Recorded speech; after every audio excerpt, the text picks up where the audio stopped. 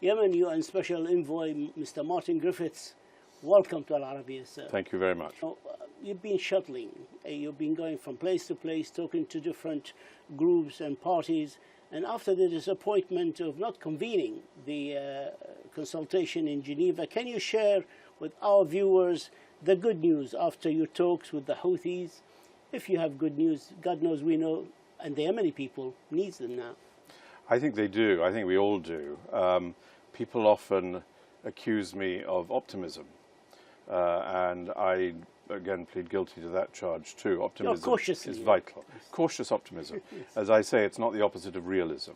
And I was disappointed, like everybody was, with what happened in Geneva, or what did not happen in Geneva.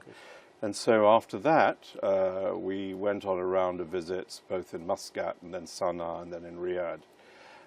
And the striking and important conclusion, one of the first ones from that, was that both parties, the government of Yemen and Ansar Allah, reconfirmed to me their desire to be convened to consultations. So that's the first thing. And that's good that they say it. It's not quite enough, but it's a good start. Secondly, the reasons for that were reconfirmed to me as well by both sides, not by only one, which was that the reason they want to do this is that they both recognize, as does the entire UN Security Council, that there is no other solution to this war apart from through that process. So yes, I'm encouraged, and now what we're doing is we're working on ways in which we can get them back together again as soon as possible. How far you succeeded so far in drawing the map that lead, or the road to that sit down together, or not sit down together, but be in the same place and do some consultation and think forward how to reach the safety? Well, the first thing that I'm trying to do, with some success, I'm glad to say, is that we were going to discuss in Geneva a number of confidence-building measures. These are measures designed to alleviate the situation in Yemen, opening of Sana'a International Airport, the payment of salaries for civil servants, the release of prisoners from both sides. You don't actually need to be in the same building to make agreements on this. So we're making progress, I think, on all of those issues by shuttling between the parties, and including, of course, the coalition. I'm hoping that within the next week or so we'll be able to publish agreements which will outline how these three issues need to be resolved. So that's the first thing. How about missiles lobbing on Saudi Arabia? I'd love to get at the issues. How about opening a humanitarian corridor to Taiz? These are all confidence-building measures. Taiz is a very interesting example. I'm glad you raised it, and I mentioned it to the Security Council when they met after Geneva. I had the opportunity for a meeting in August of a wide variety of very distinguished Yemeni figures, not affiliated to either of the parties. And they came together in the United Kingdom, and we had a couple of days together in Sussex countryside. And one of the things they all said to me was, look at Taiz. Taiz is complicated, it's difficult, it's suffered terribly, it's ripe for action to provide local ceasefires, to open the road between the parties. And just a couple of days ago, the governor of Taiz came to see one of my colleagues in Aden and described to him the work that is potential there. So I'm very keen that we get moving on that. I believe profoundly from this and other conflicts that while you may do all you can and all you like to do and as much as you can on this high road of political negotiation, you must also pay attention to the business of trying to make people's lives better during the war. That's what we want to do in Taiz. But we want to do it within a context of getting the parties back together. And we are working on that as well. Does the confidence-building measures include things like not threatening international marine movement in the Red Sea? How far will these confidence-building measures go, if I may ask you that? I'd love to know the answer to that too. For me, and I think for you, and I think for the people of Yemen, de-escalation, as they call it, which is bringing down the tempo of war, stopping missiles, stopping strikes on civilians, stopping all the things that make people's lives in a war a misery. We must all work towards that. I'm not sure that that's something that is easiest to do at the beginning. I think it's something that should come with negotiations.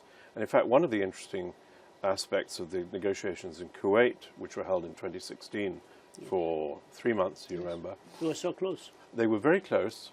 They looked at all the issues, by the way, that need to resolve this conflict. And it's a huge Quran for me that we have this resource of wisdom that we can look at to find solutions. But the other thing that happened in Kuwait, there was a ceasefire. It worked pretty well across the country. Now, if we could achieve that in Yemen in the coming months, I think we'd all be very happy. But what I won't do, because I think this will be a mistake, is to make stopping the war a condition for efforts to resolve it. Let me summarize to our viewers what you just told me. So we're going to have confidence-building measures by remote control from afar. Shuttling, okay. And there are 3 prongs for the start. For the beginning. And that will precede any consultation or negotiations that you are trying to convene. Well, in the sense that I think we should get on with those while we prepare to bring the parties back together. There's no reason to wait. Yes. And I'm very encouraged by the fact that there's a huge appetite on both sides to make progress on this. So, for example, the release of prisoners.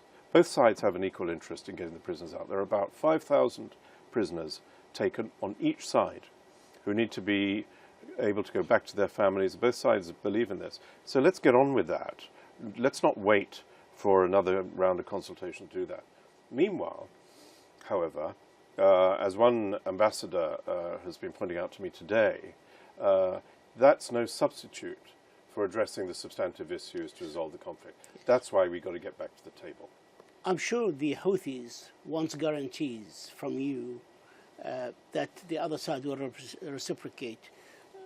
Foreign Minister Yamani wants guarantee when I interviewed him, given as well that this will work, that the road to Taiz will be open, that the missile will stop. I mean, that the detainees will be released, etc., etc. Who's going to give these guarantees? Because, to be honest, with all observers, in the Middle East are pointing out too that the Houthis promised in the past and they did not deliver. The agreements that I'm trying to create are voluntary. They're not agreements enforced or imposed by anybody. And there's a reason for this, is because agreements which are imposed don't work anything like as well as ones which are voluntarily entered into. The real guarantee, and I know it's not quite an answer to Minister Al-Yamani's question, but I'll start with this one, is if both sides want something to happen, they'll make it happen. That's the most fundamental guarantee. And that's not just about Yemen, that's about every conflict that I've ever been involved in. If there's a will, there's a way. Yes. That's the first answer. The second answer, however, is that you build into the process of compliance with an agreement a series of steps which only yield results as each side produces what they've agreed to do. That's the second form of guarantee. So there's a system of overlapping steps, and this is clearly going to be part, as was discussed in Kuwait, of any final agreement. Third answer to your question, I think, is that the UN is a witness. The UN, through me, but also through the Security Council, is a witness and an observer to agreements made. And if agreements made are not resolved or are not adhered to or are not administered to, the UN has its instruments for dealing with it. So I'm very privileged to represent the Secretary General in a situation where we have the international community's support. That support carries a certain amount of beady observation of what goes on in Yemen. You're a man of God, and you're a humanitarian. You started your life as a humanitarian, and you still, I'm sure, you're a humanitarian. Deep down in your heart, do you believe that the two parties are negotiating in good faith? There are no guarantees, but if there's no good faith, there is no solution. I think it's a very, very important question. It's a central question to any process of trying to resolve a conflict. And a conflict is always about enemies. So when you begin trying to put them together, there is no good faith. There's no trust between them. This is why we try to build confidence. Yes. It comes through a mutual observation that their interests will be served better by stopping fighting than by continuing fighting. I do believe very strongly, and I believe this in my heart as well as from everything that I hear from all range of Yemenis and people in the region, is that this conflict isn't serving the interests of the parties, and it's certainly not serving the interests of Yemenis. That bedrock is what I have to work with the parties to build their trust with each other. It's going to be a process of building, but I think we've got the basis for doing it, and in a way that frankly gives us more hope for the resolution of the Yemen conflict than of some other conflicts in the region. Just before Anga, the Secretary General Antonio Guterres held a conference, and I asked him about how many governments did they recognize in Yemen. I mean, it was more or less a provocative question. Yes. And I'm sure you've seen it, and he said we only recognize the legitimate government, headed, of course, he means by President Hadi. Yes. Now, I understand as well the Houthis consider themselves a legitimate government.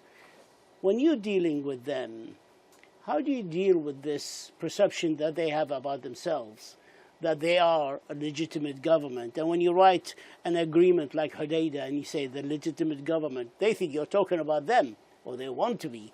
See, as if you're talking about. How do you deal with such a problem?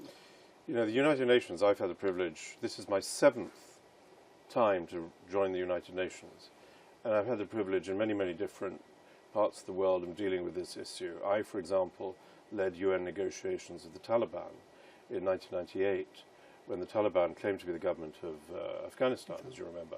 And I signed an agreement with them, in fact, on behalf of the United Nations. This is not the first time that we deal with de facto authorities. I dealt with Laurent Kabila in the period when he was eventually toppling the government of President Mobutu. This is not the first time. I deal with the But don't Houthis. you give them some sort of legitimacy? I deal with the Houthis with respect, I hope. Yes. I try, and I think we should do this as a humanitarian with all people. We certainly teach our children to behave like this. We treat the Houthis, and I do from my heart, with respect. I don't take part, as you know, in condemning one side or the other. I'm being criticized for that, but I keep away from it. And of course I treat the government of Yemen with respect. And of course the Secretary General is right. The government of Yemen is recognized by the General Assembly of the United Nations, and I am a United Nations official. I don't allow that obvious distinction, which is clear and unequivocal, to get in the way of trying to find agreement between these two parties. If the Houthis are hesitant to engage, how are you going to get the parties to agree to anything? I mean, if they, and this has been demonstrated time after time, how are you going to convince them to come to the negotiating table? Do you know what? I don't need to. I don't need to. They want to come to the negotiating table. They keep telling me they want to come to the negotiating table. I had that reconfirmed by Abdul Malik al-Houthi last week. They want to come. They want a settlement. If I didn't think that, I would not believe the point I was making to you earlier, which is they reconfirm their desire to get there. But on what reference points? Is it 2216? Is it the Gulf Initiative? Is it the outcome of the national dialogue, which everybody talk about these three reference points? I'm sure you should ask them that question. I'm guided by those references.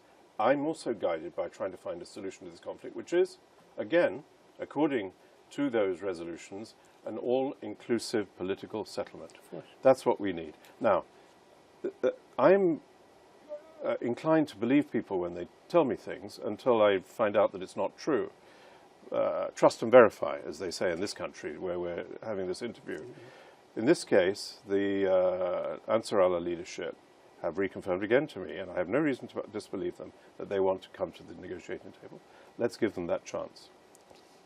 The coalition, and also I've seen the letter from the United Arab Emirates mission to the Security Council, and the two Secretary General are saying the liberation of Hodeidah is necessary. At this time, to pressure the Houthis and convince them, incentivize them to come to the negotiating table. Your comment? I think I would be irresponsible in my own job if I were to depend on the events of the war to be the trigger, if you like, the catalysts of the things that I'm trying to do. So I'm trying to get people to the table, whatever is going on in the war, in order to stop it. Now, as you say, the United Arab Emirates has written that, and the UN... It's a coalition Yemeni government position. That's It's a right. joint. Yes. Yeah. That's fine. I don't challenge that. I'm simply trying to do something slightly different, which is to do whatever I can in the shortest time possible to get political negotiation going, whatever is happening in the war. Every day that the war goes on is a day when mothers lose their sons. So every day, that is the bill that we are charged for inadequate performance in terms of getting to that table. That's the spur, I think, that we have that obliges us to move with all speed, irrespective of what's going on. How much pressure do you personally feel under to find a solution for the Yemen conflict when you hear Mark Lowcock, for example, Undersecretary for Humanitarian Affairs, saying, he said it last Friday actually in the Security Council, that maybe we are losing the battle against famine in Yemen. It's alarming, isn't it? Yes. Very alarming. No pressure, of course. No. I think it's a very good question, because every conflict costs lives which are unnecessarily lost, as we've heard, to families. The situation in Yemen is such that if that happened, and we must all hope it won't, and these events are not as predictable as some people like to think, it would be a catastrophe for all of us. So, what he says, and I'm sure he's right in his assessment, in his alarm bell, just makes us work a little bit harder. But we would work that hard anyway. We would need to proceed with all speed to a negotiation anyway, because there are already 8 million people being looked after by Mark Lowcock's agencies. We've got to give the Yemeni families back their own rights to run their own lives. Well, we're thankful to Anga to have you here in New York, but what do you hope to achieve from this session of the Anga 73, and what are your priorities while you're here, and where do you go from here? I mean, to be honest, and I mean physically and also process-wise. Yeah, sure. Yes. Well, I think this is a great opportunity because you know this place much better than me. It's an opportunity to meet a lot of people in a short space of time. My message is very simple. It's not changed for some months. A political settlement in Yemen is available. It is available. We saw it almost happen in Kuwait. We know the outlines of what the settlement would be under all resolutions and references and with the full voluntary confidence of the parties. We know that is available. So the message I'm saying is, let's make that availability actual. Can you help me to make that happen? Because it's not just for us, it's for the region. By the way, I worked in Europe before I came to this position in the United Nations, and we in Europe were very worried about trade through the shipping lanes and the potential effect of the Yemen war. Stability in Yemen is a globally important issue. So you ask where I'm going to go next. I'm going to go back to the region straight away. I'll go back to Amman, and we'll go back to planning the restart. That will include visiting the people who have the power to make decisions on those measures, those confidence-building measures we were talking about, on the restart of real consultations, putting the parties together. I'll do that until we're sure we can make that happen safely, and that it will happen this time, and that it will be a start on the process that I'm here to do. There's no doubt we all wish you the very, very best of luck, but my last question, to be honest, is do you need anything more from the Security Council to help you in your mandate? Not at this moment, no. It's a very good question again, and I'm often asked that, including by members of the Council. I think we have everything we need from that Council, a remarkable unity on that Council, to do two things. One, to support us and to support me and my team and all the people that we work with to make this process fully understood. And secondly, to remind everybody that the Council's watching.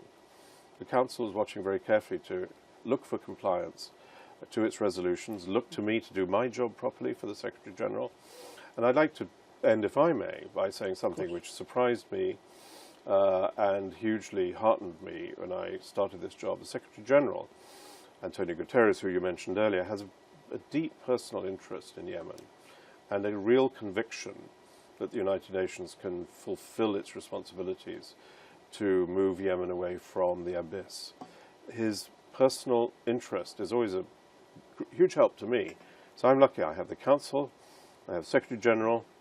What more could we want? Needless to say, you have us as well, and the people of Yemen. We all are rooting for you, and I hope you succeed for the sake of the people of Yemen. We wish you all the very best. Thank you very for much. this interview.